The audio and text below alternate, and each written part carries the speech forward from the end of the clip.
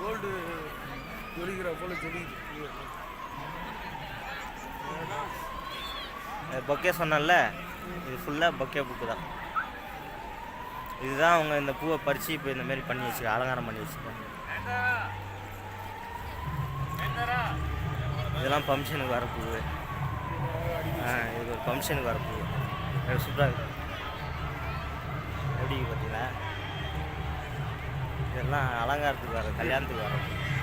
இந்த பூ செம்மையாக இருக்கு.